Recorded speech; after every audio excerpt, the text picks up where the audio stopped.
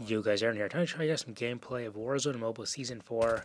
The latest major update for Warzone Mobile just came out.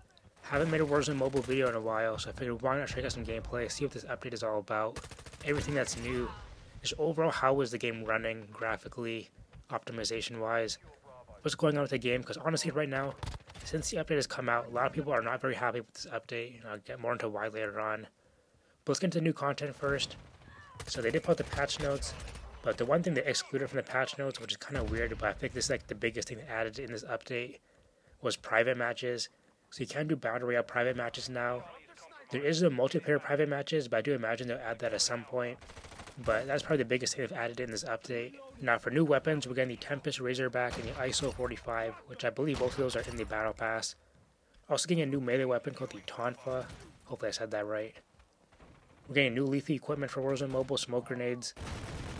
They're also adding 2 new field upgrades, the sticky cam and the tactical camera.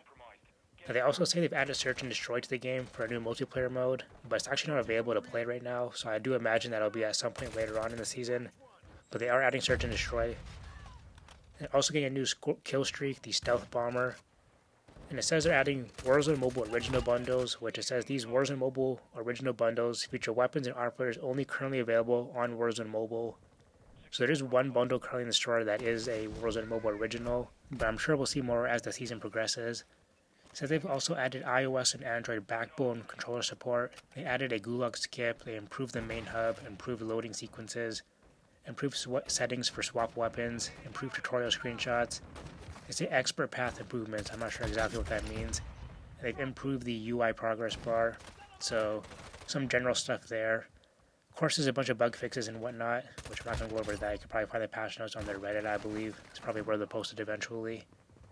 But overall, not like a massive update, to be honest, which is kind of disappointing. They haven't added any graphical options or an FOV slider yet, which sucks. I think we're all kind of expecting that with this update, but has not happened. If anything, the actual performance of the game has actually gotten worse, I think for pretty much everyone. So on Android, we know the game is not running very well. Graphically, it doesn't look very good. Performance-wise, it's not really good. And from what I've heard, hasn't really changed much with this update. Now for iOS, the game's actually kind of gone worse performance-wise, I think, for everyone. So for me, the last time I played this game was Season 2. I skipped out on Season 3, I played it during Season 2. And by the way, I'm on an iPad Air 4, which not the most high-end device, but still a solid kind of mid-range device, I'd say. But when I played last, again, that was during Season 2, I was getting 60 FPS, like a smooth 60 FPS, rarely ever dip below, which was kind of surprising because, again, I'm not really playing on a high-end device at all. But with this update, the game plays at 30 FPS now. I don't know why they lowered it so much, what the deal with that is, if it's intentional or if it's a glitch or whatever, but it sucks playing at 30 FPS, especially after playing the game at 60 FPS and seeing how smooth it was. It sucks, of course. And I've heard even on high-end devices that FPS has been lowered.